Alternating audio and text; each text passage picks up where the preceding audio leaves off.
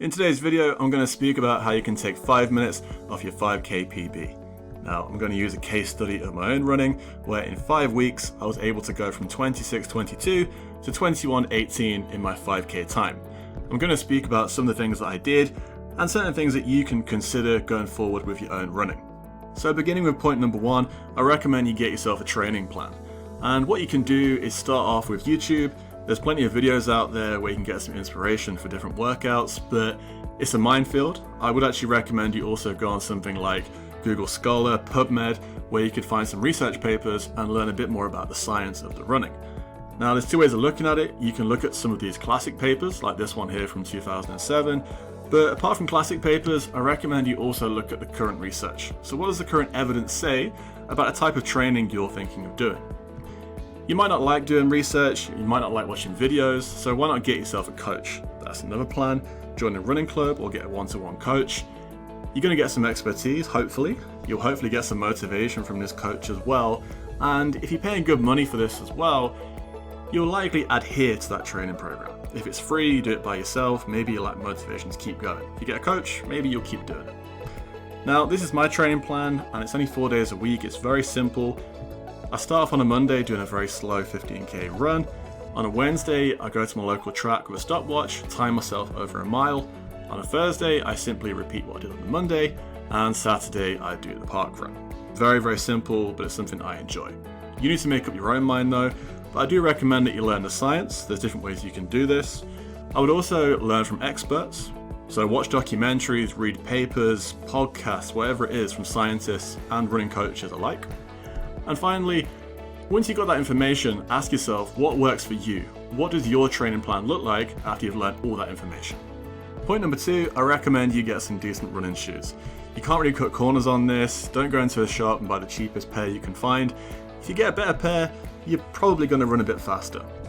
Now, these are the shoes that I have, the Nike Alpha Fly. They're expensive, they cost around £200. Not cheap, I know, but it is worth it. And if I think about some of my habits in the past of where my money would go, it could be on takeaways twice a week, 10, 15, 20 pints of Guinness, or maybe a jumper that I wear a couple of times, it shrinks in the wash, and it's never to be seen in the wardrobe again. Ask yourself, are there certain parts of your budget where you're actually wasting money on stuff you don't need? Can you actually cut some of that stuff out in order to afford a decent pair of running shoes? Now, I don't want to sound like a brand ambassador for Nike, but since I've been wearing the Alpha Fly for the past 3 to 4 weeks, it does feel like I'm cheating. I am 90 seconds, 2 minutes quicker wearing these shoes, and I couldn't recommend them enough. But that's just my opinion. Who cares about that? You need to make up your own mind. Go out there, try all different shoes, different brands, see what you're happy wearing, what you're comfortable in. And if you really like the science and want to learn more, you can get yourself a gait analysis. Now, if you buy a pair of trainers in your local running shop which offers a gait service, the analysis is typically free. But if you've already got shoes but you're still interested in getting that gait analysis, it doesn't break the bank. You could be looking at 20, 30, 40 pounds. So it's worth the money in my opinion.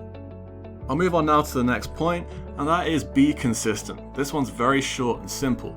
If I look at my running program here, over the past 5 or 6 weeks, I haven't missed a session. It doesn't matter if it's pouring down with rain or it's freezing cold, I will still turn up and do my sessions. If you find yourself skipping sessions for no apparent reason, it's very simple. You're not really going to get quicker over 5k.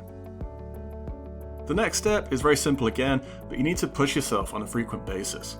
And also put yourself in an environment where you're likely to push yourself to your limits. Now let me give you an example. When you run by yourself, there's no one around you, it starts to get hard. I think by yourself you're more likely to stop and just think, get me home. But when you're in a group or you're doing a race, you keep going because there's people ahead of you, you're motivated to overtake them, or there's people behind you that want to get past you, and you don't want that. So you keep going no matter how hard it is. Now, my local park run is 3 laps of the park, and I have a different mental state for each lap.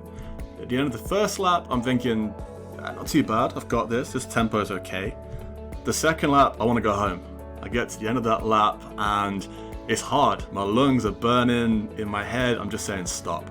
But I will persevere at parkrun, I keep going, and the very end, yeah, I'm blowing, but I'm nearly there, so I'm going to keep going. Let's say this isn't parkrun, and I'm just doing this by myself in the local park. Most of those times I would stop. At the end of that second lap, I would just slow down or I would go home because it's too hard. So you need that competitive environment on a frequent basis. This is why I love parkrun, and I recommend that you do it. Because it's free, you don't have to pay for it. It's a very friendly atmosphere.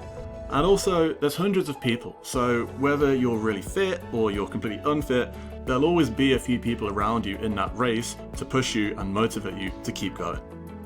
And my final point is to recover smartly. I'm not talking about the gizmos you see on social media, I'm speaking about nailing the basics on a daily basis. So think about everyday things that you should be doing anyway. So for example, you should be sleeping 6-8 hours a night. Hydration, getting yourself 2-3 liters of water a day. Alcohol, yeah, have a drink. I'm not saying don't drink, but try and limit that as much as you can. When it comes to meals, keep it really simple. Don't skip breakfast, have lunch, have dinner. Just keep that stuff really, really simple. And also, yeah, you're going to enjoy some junk food, but you don't want to eat that stuff every single day. And as I've touched on there, you can still be a human being, and I'm not a robot when it comes to parkrun. When I finish, Saturday is my day of football, so I'm typically on the sofa and I've got a couple of chocolate bars, a couple of Heineken Zeros. Yeah, I'll do that 1 or 2 days a week, but I'm not doing it every single day. So you need to make sure that you have some moderation, you have some discipline, and also you're just nailing those basics of recovery every single day where you can. So in summary, how can you take 5 minutes off your 5k PB? Firstly, find your routine, get your plan sorted. Number 2, invest in some good shoes. Number 3, train frequently, don't take days off all the time. Number 4, be uncomfortable. Running is hard and you need to get used to that pain and discomfort if you want to improve your times.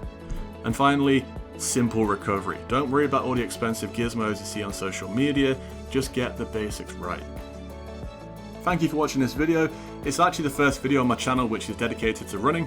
I do intend to do more. But if you'd like me to speak about something more specific in relation to running, please let me know on my social media channels. Okay, thanks for tuning in, and I'll speak to you again soon.